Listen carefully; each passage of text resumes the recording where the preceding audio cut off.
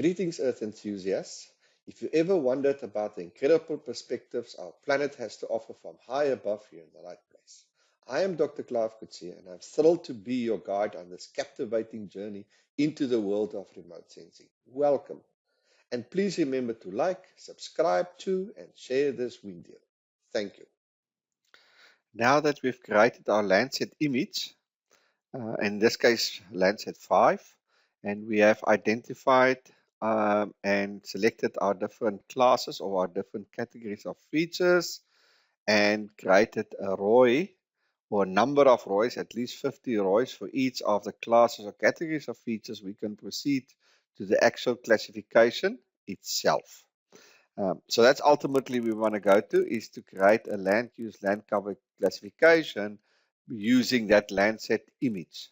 Okay, so as I said, there's a process and we have to follow the process, and we've just listed the steps in that initial process. Okay, so we're going to continue where we left off.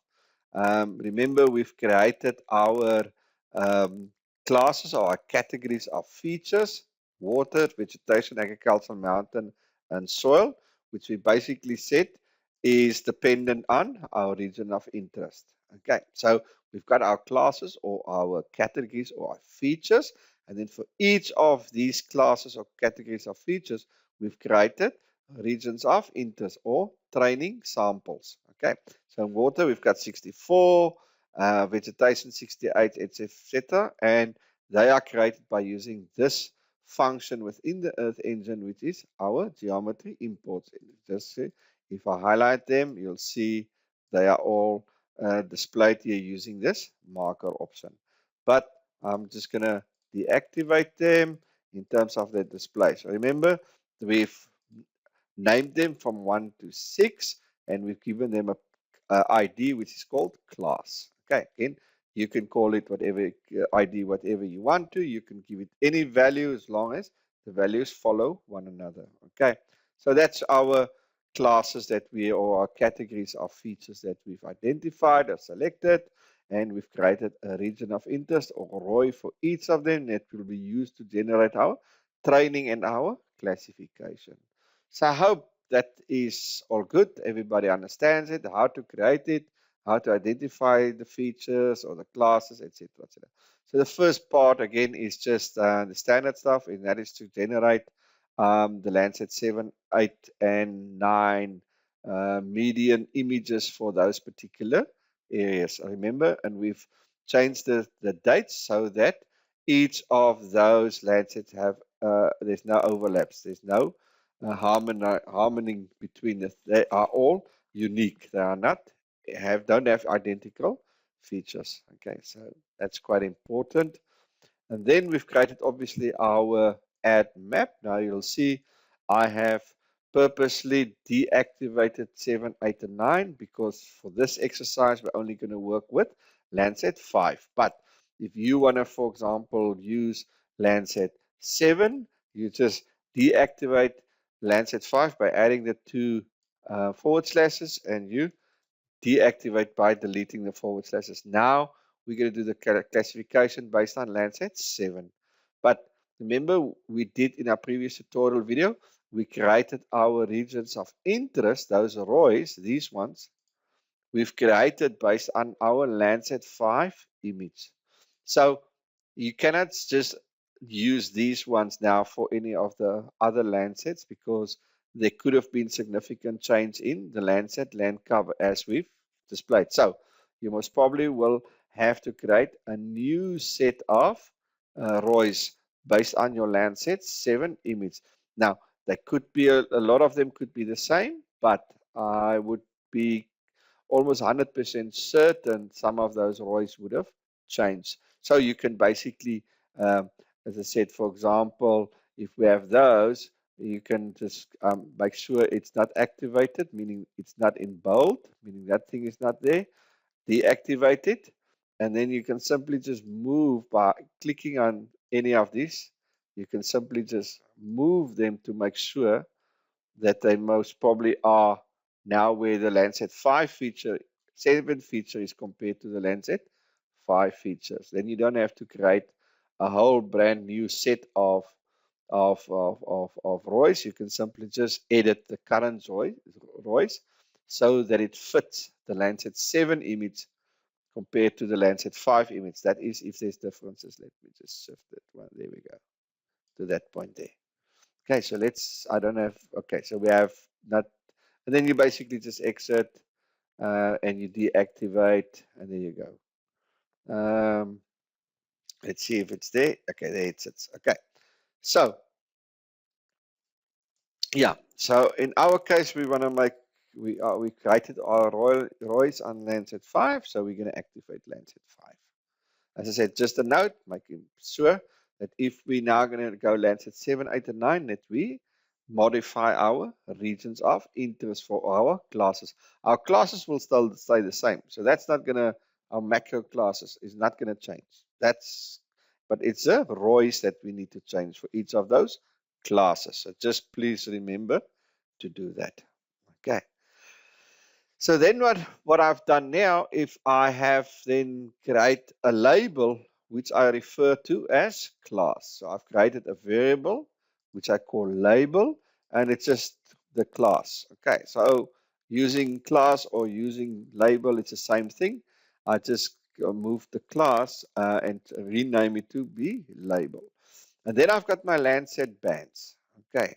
Now I've got my Landsat 5 and 7 bands, which is B1 to B7.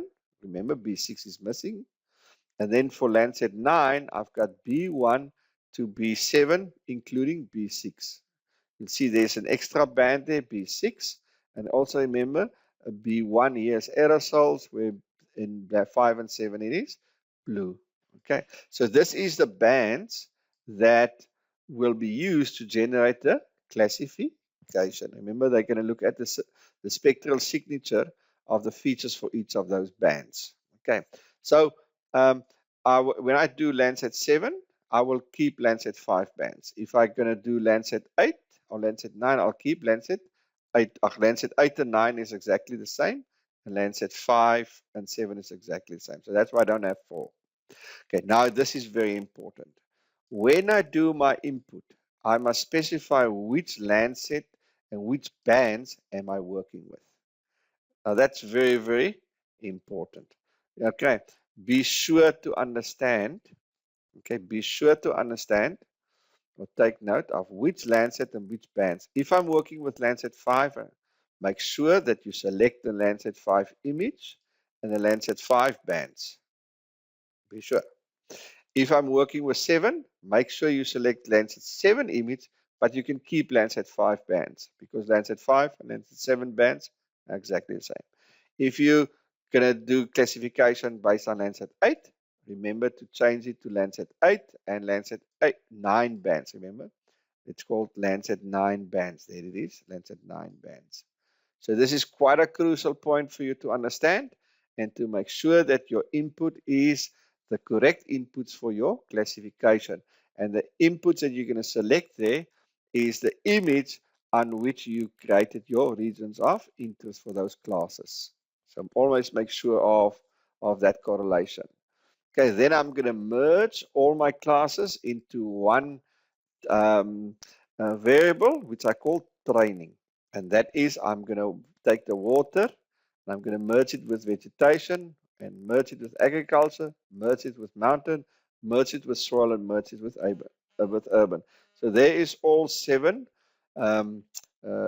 classes or categories now being merged into one variable, which we call training. And again, please remember, you can change or name it whatever you want to name it. Okay, education, whatever the case might be. That's totally up to your discretion. Okay, so I've used it, called it training, and we've merged it. Then I'm creating my training samples. Okay, now the code is simple. I'm taking my input. Remember, that's why it's input. Why it's important to specify the input correctly. I'm taking this Landsat 5 image and a Landsat bands, and I'm going to apply the training, these classes to that, and I'm going to create a training image. Okay. So that's important there. And now I'm going to create my training. I'm going to train it. Okay. So this code is where we're going to actually apply the training. Now what I'm doing here is we're going to use 80% of our region, our ROIs in each class for our training, and then we're going to use the other 20 for our accuracy measurement. Okay, so I'm not using all 100% for the for the classification per se. I'm only using 80%, and the other 20% I'm going to use to generate my, which we do, the overall accuracy. Now you can change these numbers to 70-30, to 90-10, to 100 and 0. That is totally up to you. But here we're instructing the Earth engine, the code editor, to generate the classification based on 80% of my training samples, meaning my regions of interest, and the other 20% on the overall accuracy. That's why it's important that you'll rather go for more training samples or more regions of interest than less. Okay, so that's very, very important. Then we do the classification itself. Okay, so we merge while we specify our bands. We merge, we create our training. Then we actually do the training itself, and then we classify. Okay, so that's the steps in our process. Okay, remember the codes. Okay, in terms of creating the training, the classifications input, and the accuracy assessment input. Okay. Now this is okay. So here we do the classifier. Now again, there's a couple of different classifiers here we can use. We can also use a random forest classification and so forth and so forth. But in our case, we use the standard classification method, which is EE Earth Engine dot classifier dot small card open brackets. Now here is where you can put in classes. So I can put in, let's say, 10 classes or 2 classes or 20 classes or whatever the case might be. In our case, we leave it like that for Earth Engine to decide. Okay, but you can override this by putting a number in there. We're going to use our training set that we've done. Remember, that is our training set that we've done. We've used our label. Remember, label is our class. And we're going to use our bands. In our case, Landsat, 5 bands to classify. Okay, remember, very, very important. Okay, there's our training set, which is our training data, and the 80% that we're going to use. And our training data comes from our training image, this one here. Okay, so that's how the goes. And I made a note here. Remember, if I work with 7, Landsat 7 image, I can keep this. But as I'm going to work with the Landsat 8 and 9 image, remember, I must change that Landsat bands to Landsat 9 bands. So make sure of your input and this variable in your classifier. Then we actually classify. Okay, then we give a color for each of those classes. And again, I'm using the colors of this part. So how do I get that color, the blue color? Where do I get each code? Remember, I simply go to that specific nut. You see there's a blue color, and you simply just copy it and you paste it in there. Let me just confirm that it's the same thing for you guys. You'll see exactly the same. So you just copy and paste it. And I've got 6 classes, so there must be 6 colors. 1, 2, 3, 4, 5, 6. I confirm 1, 2, 3, 4, 5, 6. So there's my color, and then I add my map. Then I add the map. So I'm going to add my classification, which is this one here, which is my classified, which is based on the 80%, and it's based on the training of my image based on that merging of those classes. My land cover this is this one, my 6 classes and the colors, and obviously my minimum and my maximum. Remember, this is relates to your, remember importantly, to your class number. Okay, that's why your class number comes in 1 to 6. Remember, your class number, if I open that, that's the number there, 1. So if my class number started at 0, then that must be 0. If my class number started at 10, that must be 10. So remember that, and then I give it a name. So I press run, and I've already done it, and voila, There it is. Let me just go out. Let me make that smaller. Let's make this again bigger.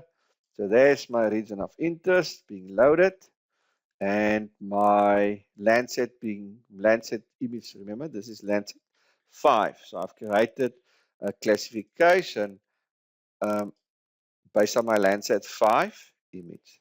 And there's my classification being loaded. Okay, now remember, in our color scheme, let's open it. Water is blue, vegetation is green, agriculture is yellowish, mountain is this brown color, soil is white, and urban is red. Okay, so remember that. Remember the color scheme. Okay, so you can see there's the mountain in brown. There's the mountain in brown. You can see the blue, that's water. You can see this yellowish color, which is agriculture. The green is vegetation.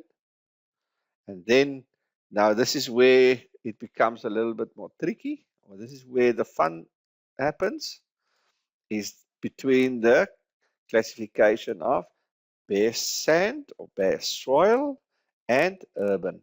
I told you that they have very similar spectral signatures. And so this requires quite a bit of detail to get this right. But you can see that there's a lot of soil which are indicated as urban. A lot of bare soil indicated as urban. If we can drill into it, you can see now, for example, um, let's have a look. Let's just give it 5 seconds. It will now load. You'll see this is a residential area. You can see the urban structure. So this is an urban area here. You can see this the soil there. That's soil. This is urban structures. Okay, soil, urban structures. There's soil as well because that's the beach. Okay, so let's have a look and see the classification. It's starting to appear. You can see that. Remember, that's urban structure. It's supposed to be white. It's supposed to be red, not white. So in this case, it's doing exactly the opposite. It's giving that urban area as white, meaning it identifies that now as bare soil, and then the bare soil around it indicates as red, meaning urban. You can see there's that areas as well. So in some places it does have it correct, like in that places. Let's have a look quickly. Let's do that. You can see there it's got it correct. Let's have a look there. It's no, you can see that's a big urban area and it indicates it as white. And there is nothing there. That's sand, that's dunes. It indicates that is urban. The rest of the areas, it seems to be fairly accurate. There's the green. It over calculates the water again. So there's some indication of water, but in fact there's very little water there. Could be a bit of a wetland part, but or small little ponds, but it's not a row. You can see the river itself. It's got as green and not as blue. Okay, so you can see the river itself. It's got as green or blue, green and not blue, meaning vegetation. So there's some overlaps between vegetation and water. You can see there's vegetation. It's not supposed to be any blue, and here's water. It's not supposed to be any green. So there seems to be some overlap between vegetation and water. That's for sure. And there also seems to be overlap between urban and rural. And I see there's some mountain here, which is not really mountain itself. So this classification needs a bit of work in order to make it better. Now, so visually we can see there's some problems with the classification, and it has to do with our regions of interest. That our region of interest are not unique to those specific features. Remember, that's what I said. Our region of interest must be very unique to that features. There must be no spectral signature overlaps, because this is typically what happens when there's spectral. So we have to identify those regions where they have spectral signature overlaps, and then move, replace it, or delete it, or whatever, to make it more unique. So that's important to understand. Okay, you can see there, it really confuses urban um, and bare soil. It struggles to distinguish between urban and bare soil. Now we can do a accuracy assessment. Okay, and there's our script for the accuracy assessment itself. So there's a confusion matrix that we create, test set and classify. The classifier error matrix, actual is the class, remember, and the predicted is the classification. So we're comparing. Remember, we've got 20% of those samples that regions of interest, class regions of interest. That's at 20%, greater than or equal to. That we now gonna use to do our overall accuracy. Okay, so we're using that. So we can calculating our overall accuracy gives us a level of 77%. So according to our calculations using this specific code, the accuracy of our classification based on the Landsat 5 image is 77%, which to a large degree makes sense because the areas that we are talking about are very small, relevant to the bigger size of the region of interest. Okay, so we can calculate, so we can reshape the training samples. We can move them, we can change it, run the code, have a look and see what the overall accuracy is. And so by doing that, we can keep on refining and improving the location of those regions of interest, because that's really the key of this classification is the positioning of your training samples, the positioning of your region of interest. And it's important that you position those region of interest or those training samples so that there's no overlap of spectral signatures among the classes, among the categories of features. So that's important.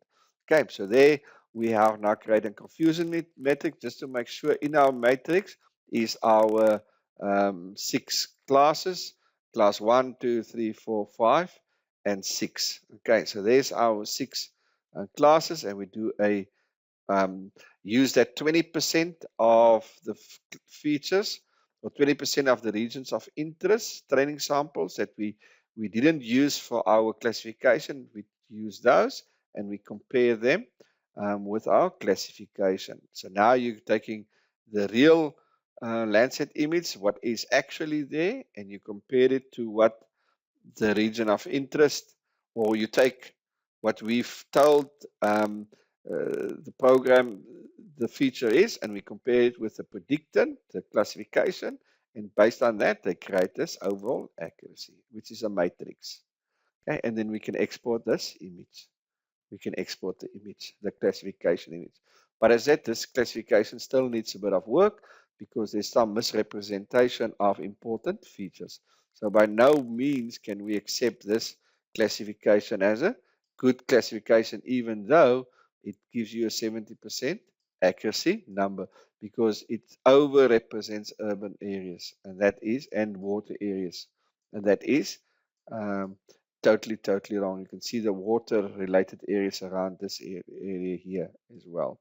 So we need quite a bit of work to refine it. Now we can do obviously the same for Landsat 7, 8 and 9, but remember to adjust your code at those critical places like here and like there, and also remember to adjust your regions of interest. Okay, so that's important information, important to remember in our work to do a supervised land use classification based on our Landsat 5 image. And we're going to continue with this in our next video, looking at Landsat versus Sentinel, and which one has a better overall accuracy or create better classification images. Okay, good. Thanks for joining me. Thanks for being on board this particular journey of remote sensing. And I look to see you in the next video, and I'll see you on the other side.